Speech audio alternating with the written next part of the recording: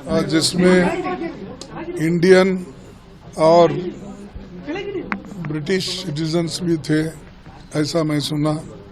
और जहाँ कंट्री के कोई भी लोग होने दो, इसमें जो जिनका मृत्यु हुआ उन सबको मैं मेरा श्रद्धांजलि मैं देता हूँ और कंडोलेंस मैं करता हूँ उनका। और जो मरे हुए लोग हैं उसमें उनको सरकार जल्द से जल्द मदद करना चाहिए।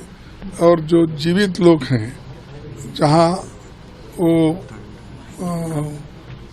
गिरा अपना विमान, उस एरिया के लोगों को भी मदद करना चाहिए। और जो अगर हॉस्टल है तो हॉस्टल में के बच्चों को भी मदद करना चाहिए। और हर एक जो वहाँ पर आज दुखी है